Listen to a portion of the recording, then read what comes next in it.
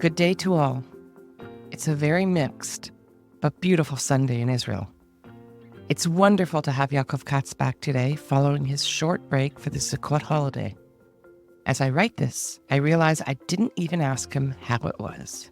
Oops. But we were both champing at the bit to get into today's discussion.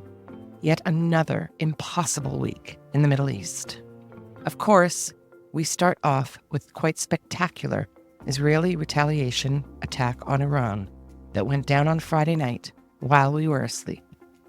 It was complex, successful, and demonstrated powerfully that the Israeli Air Force dominates the region. We discuss the targets in Iran that were hit and allow ourselves to be proud of this tremendous accomplishment. We will have to wait now and see if the attack achieved its main objective: to deter Iran from continuing the direct attacks on Israel. Because if that should come to pass, the next Israeli response is certain to be far, far more damaging to Iran. We then move into the conflict in the north with Hezbollah, which is exacting an enormous toll on Israel in so many ways, and there is not a clear end in sight. Recall how the world, including America, warned Israel not to enter Rafah, that's a red line? Well, Israel did, and uncovered massive tunnels, as well as Yahya Sinwar. In Lebanon, the same thing. Many stern warnings.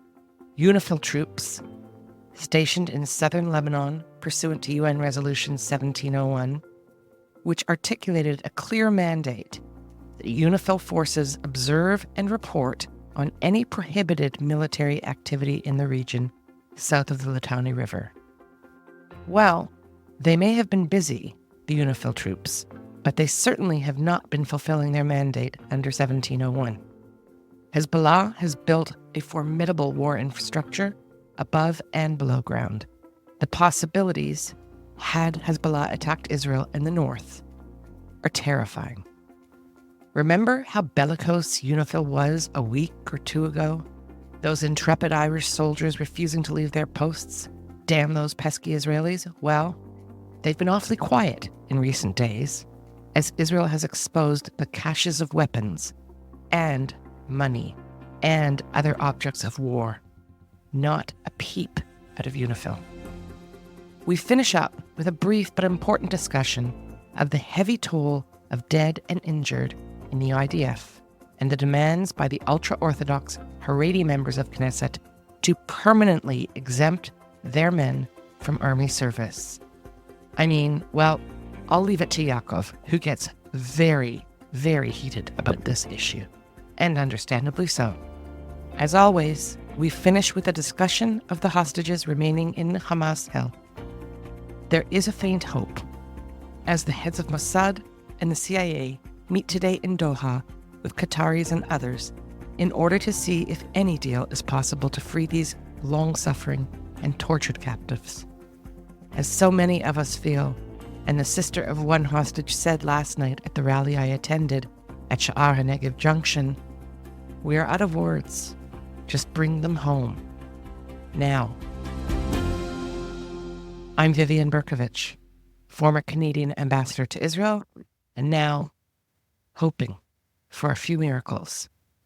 Stay with us. The beautiful Sunday morning, Yaakov. How are you today? Another day in paradise. Well, but today's sort of some interesting news to discuss in paradise. And we're going to focus on what I'll call the positive. And that, of course, is the successful attack on Iran. We'll get into the scope. We'll get into all the things that we can discuss, the pros and cons. But we have approximately 100 aircraft, including drones, that executed a remarkable mission on Friday night while you and I were sleeping. So let's start just with the kind of 50,000-foot overview of the challenges, putting aside all the politics, just in terms of pure execution, devising and executing what I understand to be a very complex plan in a manner that seems to be seamless. You're the military expert. Tell us how you assess this. I mean, there's a number of ways to look at it, right? But I would say that the first two, maybe most important, or three, is that it was a successful operation. 100 aircraft flew all the way to Iran, came back. We don't have any losses. No one was downed. No one was shot. No aircraft were destroyed. That itself is something of a success, right? And it's a success because for years there have been people around the world who have said that Israel cannot make it to Iran, cannot operate over Iran, that if it were to go to Iran, it would lose 2 dozen aircraft. And today, the world, and specifically Iran, knows that Israel can reach Iran. And that itself is an important message, whether for its nuclear program or just in general in terms of boosting deterrence. The second most important part of it is that the capabilities that Israel seems to have targeted, in other words, air defense system S-300 and the production capabilities for long-range ballistic missiles, have been damaged and degraded. And that is also of importance. A, because it will be hard for Iran to rebuild its ballistic missile capability if it wants to attack Israel. And the second thing is that now Israel has basically said to Iran, you are blind, right? You cannot see if we're going to be coming once again. And that should make the Iranians think a couple of times before deciding to retaliate against Israel.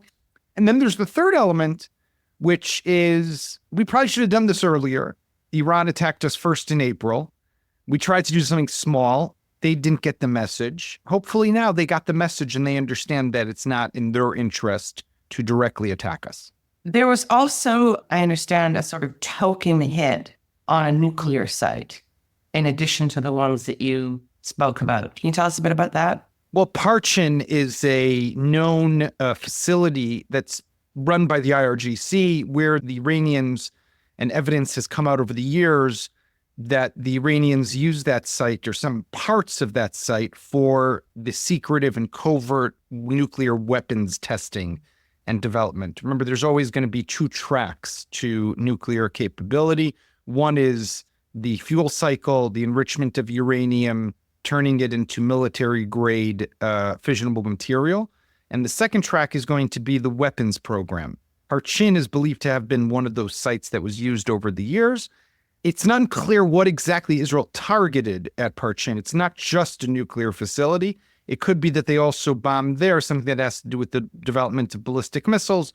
But I think what's interesting here, Viv, is that Israel is staying quiet, right? It's not being, we haven't, by the way, we haven't had a video yet of Prime Minister Netanyahu taking a victory lap. The IDF did put out photos and videos of the pilots, in particular of the female navigators and air women who participated in that operation, which I think should make all of us proud and does definitely show the difference between us, where women are fighter pilots, and Iran, where women are beaten or murdered for not wearing a veil. But the fact that the Prime Minister hasn't spoken, no one in the cabinet has spoken, is on purpose and intentional, because we want to give the Iranians the deniability, maneuverability, if we could call it that. We want them to be able to say, yeah, it wasn't such a big deal. Let's call it a day. It's in our interest. It's in their interest. And we're helping them get to that point. And that's exactly what they've been doing. Saying, yeah, the damage wasn't really too bad. Nothing to get, worried about. So onward and upward. The Parchin facility, I believe, was something that Benjamin Netanyahu, according to some reports I've read, insisted on, just to be able to say we hit the nuclear capability symbolically and to send his own message to Iran. But we're not in his head, so we'll never truly know until he writes his next memoir. Even then, you won't be able to believe everything he writes there. Well, we'll have to filter it. Exactly. So I want to break it down a little bit, because it is so extraordinary. And again, as Jonathan Enriquez, who is on his podcast frequently, he said on Twitter yesterday, Israel has crossed the Rubicon. And the Rubicon, of course, being in this context, the direct attack on Iran by Israel. No more playing footsie with the proxies like Hezbollah and Hamas, going directly to the source of what some call the axis of terror, others call the axis of resistance. It is an exceptional moment. that we attacked directly. Now, this particular attack occurred in three ways. And the first one required the Israeli Air Force to use Jordanian and Iraqi airspace. I'm going to presume that Israel had permission from Jordan to use their airspace, even though perhaps it was given somewhat reluctantly. What about Iraq? That would not have been a situation where they had permission from the Iraqis. You know, it's questionable. Exactly what airspace did Israel use? Did it go Syria, Iraq, Iran? Did it go Jordan, Iraq, Iran? Did it maybe use Saudi airspace also? I mean, there's a lot of different ways that it could have gone here. I think it's interesting that the two of the countries in the Arab world that put out condemnations of this were Saudi Arabia and Jordan, which is for the obvious reasons. They don't want to be seen as if they were complicit in this operation, although I'm sure they're happy for what happened.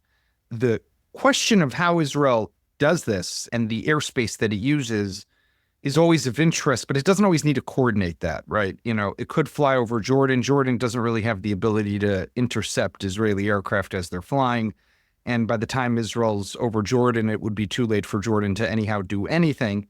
Over Iraq, here's the thing that people need to realize is that you can't operate in this region without the Americans knowing about it anyhow. And it's going to require, especially if you're using Iraqi or Syrian airspace, it's going to require that you coordinate with the Americans. If you're going to be flying over the Saudi desert and coming up the Persian Gulf, you're going to need to coordinate also with the Americans who are everywhere. So, I mean, it's just another reason why the coordination between Israel and the United States was so important for this operation and why we saw a lot of delays and waiting for Israel to finally do this when Israel was attacked initially on October 1st. Wait, so maybe, are you saying that when America says from time to time that we had no advance notice of, that may not actually be the case? I think it depends what, right? I think if you look at what happened here, the American statement that came out was very different than the U.S. statements that came out after the killing of Nasrallah, after the killing of Fuad Shukar, after the killing of Hania, right? America says, we didn't have anything to do with it. We didn't know about it. We weren't a part of it. Here, very different music, right? We did know about it. They weren't part of the offensive operation, but America did deploy troops here on the ground with the THAAD, the Terminal High Altitude Area Defense System, which is here. But it's definitely something that is different than what was. And that is, I think, because of the close coordination that took place. When Israel bombs Nasrallah, we don't necessarily have to give the Americans notice ahead of time, right? The distances are very short. And there are certain things that we know that we can get away with or we can do without having to, we can push the boundaries or push the limits. This is something that's a little different. And while I would push back on people who say, the BBE needed a green light from Biden, it's not about a green light or red light. It's about just understanding what are the parameters, what are the borders of what's the playing field look like? And then on that playing field, I can do what I want. And in this period in particular, because we're so close to the U.S. election, just over a week away, fair to say that concerns in the Biden administration are intense and wanting to avoid in this short period of time any extreme, acceleration or intensification of the conflict between Israel and Iran, because that could have huge consequences for the election. But what I understand it did, this attack, is basically not only sent a message and caused some real damage to Iran's air defense systems, but softened the ground, so to speak, so that if Israel decides or judges post-election that there's a need to go back in, that it's going to be easier in a way. No, 100%. Part of the reason that these targets were chosen was more than just symbolism, right? It's important, of course, that the Iranians know that Israel's long arm can reach them. That's always going to be important. But now what you've done by taking out their air defense systems, which cannot be easily replaced, is you've basically made it even easier for the next time you decide to operate against Iran. Now, what would the target bank look like the next time? Well, I would expect it to definitely include more strategic installations, whether connected to the nuclear program or to the oil industry, which Israel did not hit this time, probably because it wanted to abide by President Biden's request, which was not to attack those targets, but also in its own interest to slowly escalate and not be the one seen as going all the way out right away. let's wait to see what happens. I would assume, and I would hope, actually, to be more accurate, that if Iran does retaliate again and does attack us, once again, we will have to do something. And then I hope we do take the gloves off. And now with this ability proven and with the air defense systems out of the way, there should be no reason not to attack nuclear installations. You know, we all have to doff our chapeaus, take off our hats to Shimon Peres at a time like this, who in the early days of the state was one of the first to understand that we desperately need an air force in order to defend ourselves in this region because of the huge imbalance of power. And in terms of just raw numbers, we're never going to prevail just on the basis of troops on the ground. And my goodness, is this ever an illustration of that? Because it's pretty clear that Israel is the dominant air force in the region. And one of the things I think that's quite interesting about this is that Russia, of course, which supplies Iran with air defense systems and related capabilities, has been just creamed in this. Well, its air defense systems have been proven to be not that advanced and not something that Israel can't overcome. I mean, I think you're 100% right. What Israel did and showed early Saturday morning were the capabilities of superpowers. And this is a testament to the really aerial superiority that we have with our Air Force. But again, I'll just say the caveat here. I was on a radio interview this morning, a Hebrew language radio interview. And we were talking about, they were pushing back against why do we need to be coordinated with the Americans? Why is this important? We should be able to do what we want. We're a sovereign, independent country. So I said to them, look at just the aircraft that flew there. F-15s, F-16s, F-35s, all American-made aircraft. Those aircraft fly, they come back. They've had some wear and tear. Maybe they got bumped. Maybe they needed a new wheel, a new tire, something cracked on a wing. Who knows? Who provides those spare parts? We get them from the Danish, from the Dutch? No, we get them from America. So you could say all you want, we don't want to coordinate with America, but on the big issues like this, you don't really have a choice, Israel. And I think to all those people who push back against that, it's important to understand who we are. Yes, we have superpower capabilities, but we are not yet a superpower. Absolutely not. I wouldn't mind if you just, for the benefit of our listeners who may not be aware, that we purchase and receive this very advanced military equipment, including airplanes, parts, air defense systems, all sorts of things from America. But then they arrive on Israeli soil and they're modified. Just tell us a bit about how the aircraft and related equipment and systems are modified to really be tailor-made to Israel's needs. And it also kind of bulletproofs us so that no one will know exactly what we're working with. There is a process that, this has to do with what's called America's commitment to Israel's QME, qualitative military edge.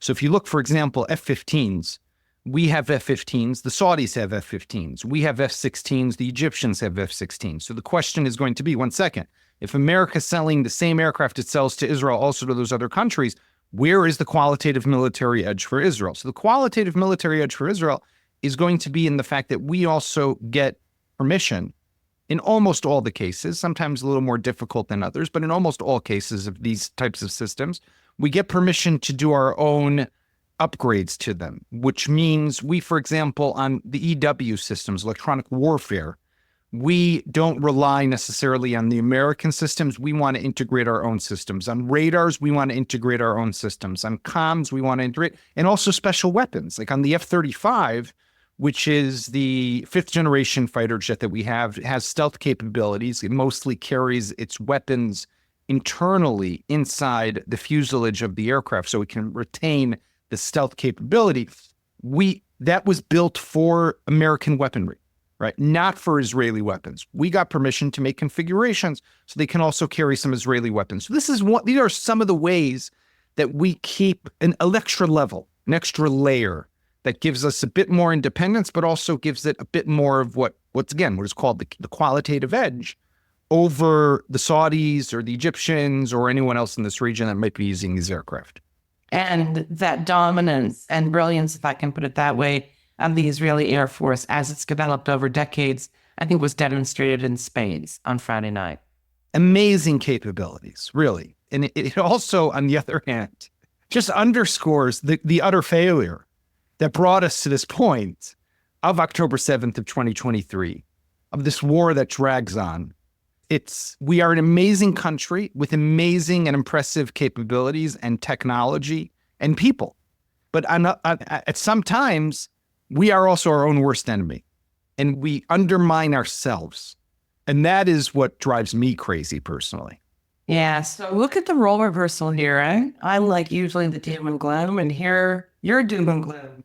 Not really, but keeping it real. And I appreciate that, Yaakov. Just trying to enjoy one moment of, limited triumph. We need that once in a while. Hey, we deserve it once in a while. We sure do, because we go from there, of course, to, as I did last night, to the weekly rally in support of the hostages. Now I go to the junction, the intersection at Sha'ar Negev, which, for those of you outside of Israel, is an intersection in the south that Hamas controlled on October 7th. And it's much smaller and very different in nature than the rallies I attended for months and months in Tel Aviv. And in some ways much more intense because of the intimacy. It's all the people from the kibbutzim in the region, from Sderot, from places that were directly impacted, and all the families, hostages, are there every week. It's an extraordinary experience. But that's where I was last night. So it was a day of extremes, let's say. Before we leave Iran and move on to Hezbollah in the north and the extraordinary achievements and tragedies that transpired over the last week on the Northern Front, I just want to finish with Iran, that I understand that about a third to one half of Air Force personnel and equipment were used in this operation. Can you comment on that?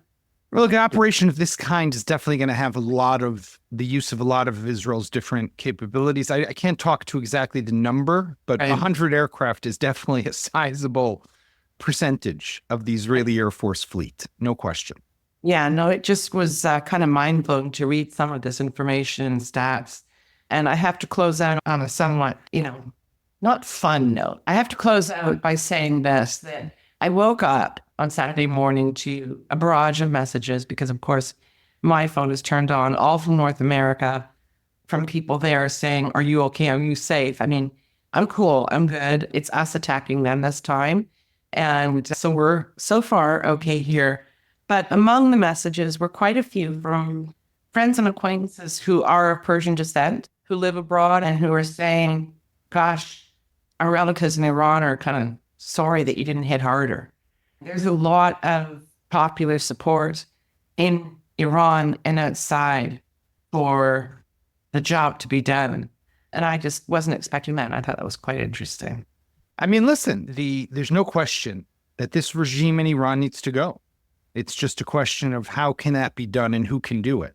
And they're relying, a lot of Iranians are looking at little Israel and saying... By the way, it's the same, Viv, it's the same with Hezbollah, with Lebanese. I mean, I don't think there's anyone in the world who doesn't know someone from Lebanon now who has said to them, I want Israel to keep going, keep doing, right? But there's something absurd in that in other words, the Lebanese people are relying on Israel to take down Hezbollah and free Lebanon. The Iranian people are relying on Israel to free the Iranian people and take on, where is America, Britain, Canada, Germany? I mean, all of these powerful nations, where are they? Why is little Israel carrying this whole world on its shoulders? It's ridiculous. It is ridiculous, and it keeps happening. You know where they are as much as I do. But we're also in this, aside from a lack of moral and principled and strong leadership, we're also in this crazy period where we find an enormous country, close to 90 million people like Germany, that really doesn't have a sophisticated military capability.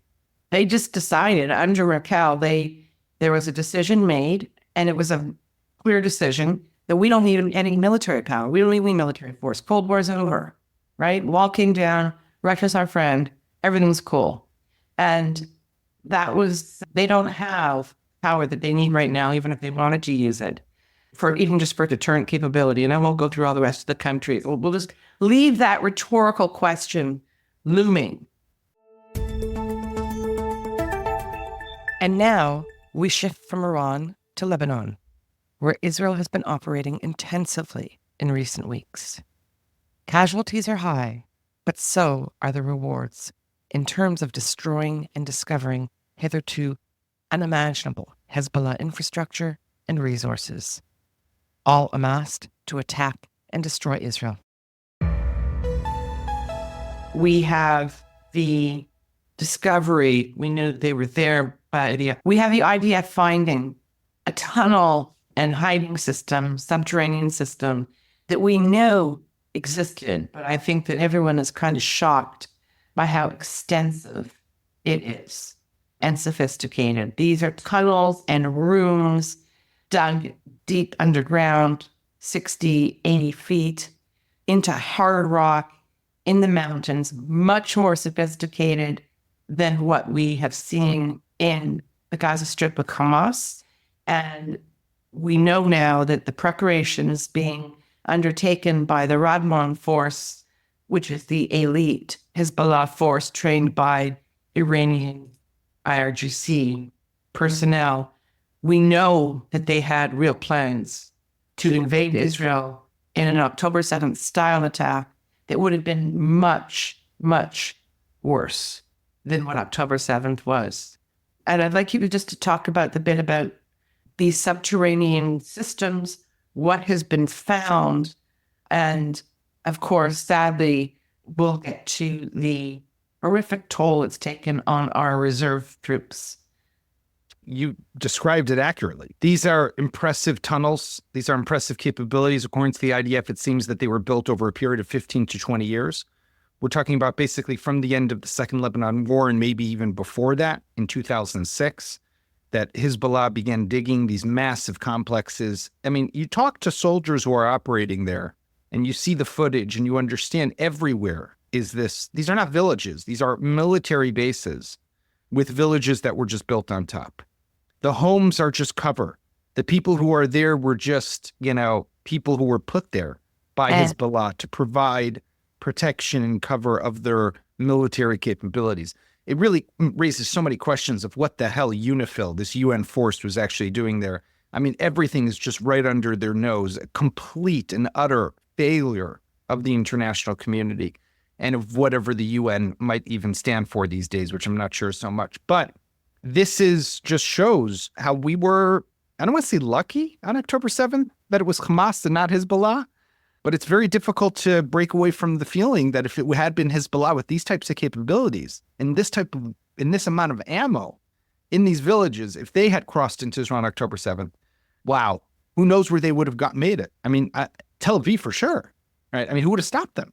It would have been a complete different reality for Israel. And I think that, thank God we're finally dealing with it, and we have to keep it up and make sure that they can't be able to rebuild this. We have a brief exchange next that requires a bit of background. We know now, from documents retrieved from Sinwar's various hideouts in Gaza, that he'd been pushing Hezbollah to join Hamas in attacking Israel on October 7th. For reasons not known, at least not publicly, Hezbollah declined. In the pecking order, they were definitely senior to Hamas, the pesky upstart. And it is clear that Hezbollah was preparing a major attack on Israel. That, had it occurred, would have made October 7th look like a walk in the park. We also know that Hezbollah's failure to attack Israel on October 7, or in the days following, when the country was so vulnerable, shocked, and weak, that failure enraged Sinwar. He and his men were left to take on Israel with little support from Hezbollah and Iran. In the end, Sinwar could not resist. Perhaps it was hubris that got the better of his judgment, and he ordered the October 7th attack. And here we are. We know that Hamas was impatient, and Sinwar really wanted them to join in when he attacked. And they were saying, hang on, Junior, we're not ready yet, because he is junior in the pecking order, or was. We're not ready yet, we'll get back to you. And I guess, hubris drove him to do the attack. It was initially intended to occur on Yom Kippur. And he said, no, we'll go Simchat Torah. and they did it. And I mean, this is going to sound very dark and perverse, and I don't mean it in that way, but given the way things had turned out, perhaps he did us a bit of a favor in terms of forcing us into the war with Gaza. By the way, one of the amazing stories of October 7th, right, was the story of Brigadier General Yisrael Shomer, right? Kind of like Chuck Schumer, but Yisrael Shomer. He was at the time the commander of a division, a reserve division that's based in the north. He is a resident of Kfar Aza, and he came home on that Thursday or Friday before October 7th and left his actual assault rifle, his own personal M16, in the base up north. So when October 7th happened and Hamas invaded his kibbutz, he came out in sports clothes because he was going to go for a run, a kitchen knife, and went out and fought, eventually getting his hands on a weapon. One of the first things that he did was called up one of his officers and said, right away, call up the reserves and get them deployed in the north. And I even know, for example, just on my brother, right, my youngest brother, was already up north at 11 o'clock that morning, right? They were scrambled so fast because of the fear. We only had, a handful of battalions on the border with Gaza, which weren't enough, obviously, to stop them. But we didn't have that much more in the north. And if Hezbollah was going to invade, as Shomer feared, they would have crossed in. But 2 days later, we went from about 7-8 battalions on the border in the north, which is maybe, let's say, 4,500 soldiers.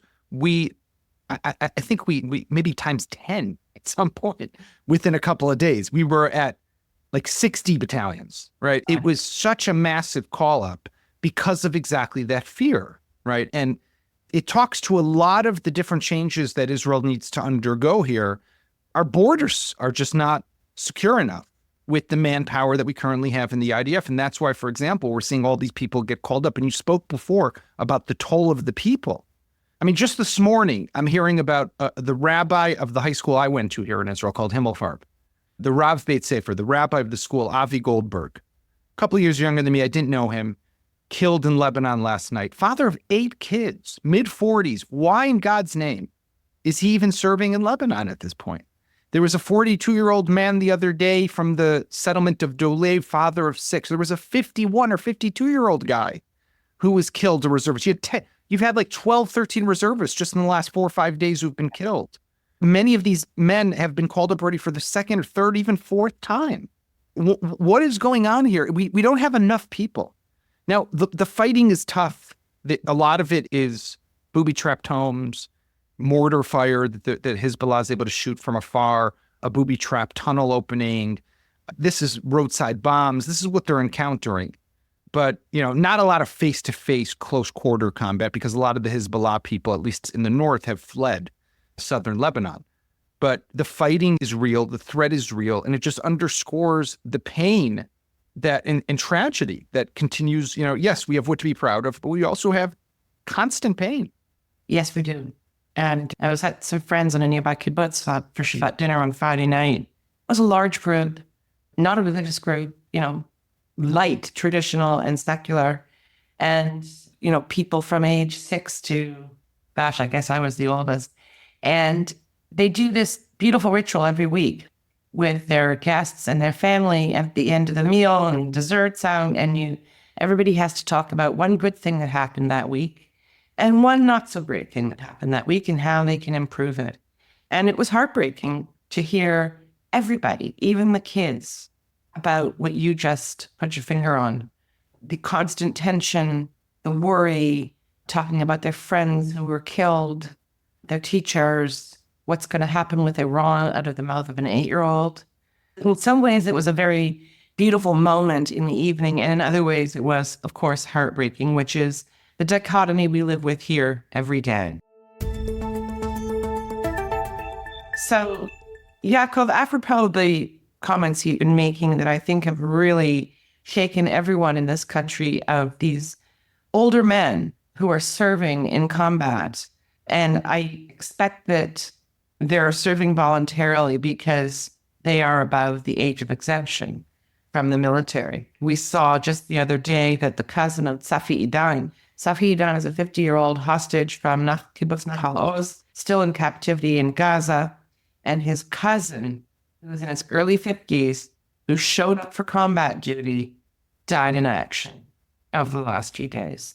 And we have a shortage. We have a severe shortage of troops because the IDF thought it was pivoting to become a very technologically based and professional army. And they were quite far along in pursuing that. And then October 7th happened and drove home very quickly that no, we need troops and we need a lot of them. And this gets into the domestic politics because, of course, we have the 15% of the population, the ultra-orthodox, which I have to make sure that our listeners understand are not the religious Zionists. The religious Zionists, who many of them live in settlements and villages in the West Bank, in Yudav Shimon, Judea and Samaria, they fight, they serve. They fight, and sadly, they die in disproportionate numbers to their size of the population. Having said that, the Haredim, the ultra-Orthodox, who are known, to reduce them to a stereotype for wearing the black garb, they don't serve. Or if they do, they are exceptional exceptions. I think it's something like 1% to 2% of those over the age of 18. And we had a minister of housing. Our minister of housing, Goldknopf, Yitzchak Goldknopf, came out last week in the midst of everything that we're talking about is going on in the tragedies of the fallen soldiers in the north. And Goldknopf, tell us what he comes out and says. You want to get me upset. This is like, if there's anything that keeps me up at night today, it's this. And I know people are like, might be like, what do you mean? What, Iran, Hamas, Hezbollah? No. Because this is what we do to ourselves. This insanity. Goldknopf has basically put a gun on the table and said to Prime Minister Netanyahu, I will not vote in favor of the state budget, which has to pass in the next couple of months, unless you first pass a draft bill that gives an exemption to the ultra-Orthodox. The fact that we are losing soldiers tragically every day. We have 40-year-olds and 50-year-olds who should not be in Gaza or Lebanon fighting and dying, leaving orphans in astronomical numbers. That's insanity, right? Why are we even letting a father of 8 go into Lebanon? By the way, no one wants to talk about this, right? But even economically, it doesn't make sense, right? His death now, what it will cost the state. But forget about that. Why do 8 kids need to be orphans? There's 60,000 plus haredi youth, ultra-Orthodox youth within the age exemption who are not serving. So what does Goldknopf say the other day? You know what? We deserve. We've given, in other words, we're giving support to Netanyahu and his coalition. It's now, there's a big bowl, he says, and we got to take our share. And I'm like, Mr. Goldknopf, A, you're a terrible person, but B, no, the bowl is, yes, there is a bowl, but it's not about taking from, man. It's about giving to. We give to the bowl. We give to the state. We don't just take. And these takers who think that all they get to do is just take all day money, budgets, exemptions, benefits, while the whole burden to keep secure and to finance this country falls on a select few, the secular Israelis and the national religious Israelis, is insane. And this is national suicide, what we are doing. And if this bill goes through as Netanyahu is expected to push it through over the next couple of weeks, shame on this country. Shame on this country, Vivian. Really. If there's one thing that makes my blood boil. I have a daughter in the army. I have nephews in the army. I have nephews who don't serve because they're haredi. It drives me crazy that we're allowing this to happen.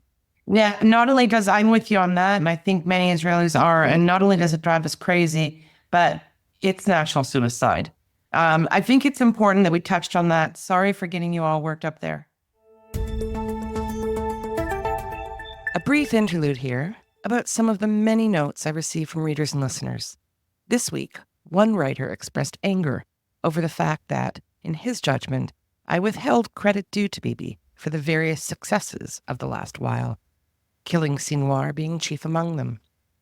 To be clear, I think I'm actually quite charitable with my criticism, and have generally been fair with praise, as appropriate.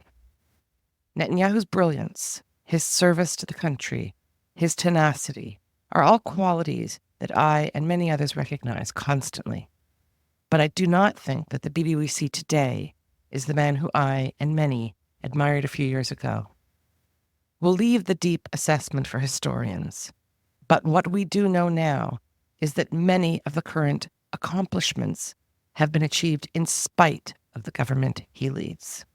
The issues with respect to how we came to find ourselves in the hell of October 7th and the aftermath are not unlike and unrelated to the domestic mess that we see and struggle with daily. It has everything to do, in my view, with the manner in which Prime Minister Netanyahu manages the extremist coalition that he leads and what it all may mean for Israel's future. We are a ticking time bomb, and he's not managing the really critical domestic issues that will mean our long-term survival, robustness, vibrancy. So thank you for that very spirited response. And as we pledged, we will finish with the hostages, because we will not forget that they languish in hell. And God knows how many are still alive. 101 are there. And we know that today are the head of Mossad, Didi Barnea, head of the CIA, various Qataris, Egyptians, I assume, and others are gathering in Doha, the capital of Qatar, to talk about a possible mini deal, I think they're calling it. And the rumors or the information that's been sort of confirmed by mainstream media in Israel is that they're focused on the release of 4 to 5, that 2 of those hostages would be Russian citizens in captivity. They're Russian Israelis. And the others may or may not be women. They may or may not be alive. So we don't know who they're talking about. And of course, this is modeled on the very early release on, quote, humanitarian grounds in October last year of 2 elderly women and, of course, the American woman Judith Rodnan and her daughter Natalie. They were released in 2 separate instances in October, and my understanding is that that came about because the Americans were pressuring Qatar intensely to demonstrate they could deliver, that they actually had influence over Hamas, and that they should be the key country sitting in position of mediator between the parties, between Israel, America, and Hamas. And they organized or arranged those humanitarian releases then, and that got them the chair. They must be under extraordinary pressure now, and looks like America is trying to engineer the same. What do you have to say about what seems to be going on? And I mean, are we going to see them? I just don't see any ups. Like, what incentive is there for what's left of Hamas to release anyone? The delegation that's going, it's unclear exactly what the mandate is that they've received from the government. And we have to hope that they've received a mandate that gives them the opportunity to try to reach something of a deal. Because Israel has, I mean, this is like the absurdity almost of this war to some extent. We've achieved major accomplishments on the battlefield. The pinnacle of it just, a week and a half ago with the killing of Sinwar. But the elimination of Hamas's leadership, the degrading of Hamas battalions and military capabilities, the continued elimination of Hamas operatives and fighters in Jabalia, where the focus right now is of the fighting. There's an opportunity now to leverage these accomplishments to what's needed, which is a political resolution. That political resolution has to include a hostage deal. That's where we need to go. And unfortunately, we're not hearing that from the government. And I mean, that saddens me personally. I think nationally, we're making a mistake as well, because we have this opportunity. We're not taking advantage of it to re-engineer and reconfigure what's happening here between Israel and Gaza. But we also have to get back these hostages. I mean, this constant refusal to, and it's, again, I don't want to put the blame just on us. We need Hamas. We need someone on the other side. They're terrible terrorists, murderous rapists. But we have to try to do what we can to get into a deal. And there has not been optimism. I don't want to be yet optimistic. And I can only cry for the hostage families who we can only imagine what unbearable torture they're going through. But let's hope that maybe something breaks in these talks that are going to take place today, tomorrow. Kind of like very cautious, guarded optimism. It's a good step. It's a step in the right direction. What it'll lead to, who knows? I was really looking forward to this conversation, Yaakov, because I was thinking last night, my goodness, what's he going to say? You never disappoint. It's always a pleasure. Have a good week and have a good day. And Shavua Tov. Shavua Tov. Bye, my friend.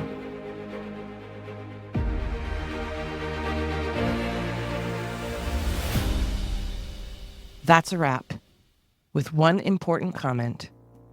Since speaking with Yaakov earlier this morning, there has been a terror attack. A truck rammed into a crowd of seniors and others on a sidewalk in the north end of Tel Aviv.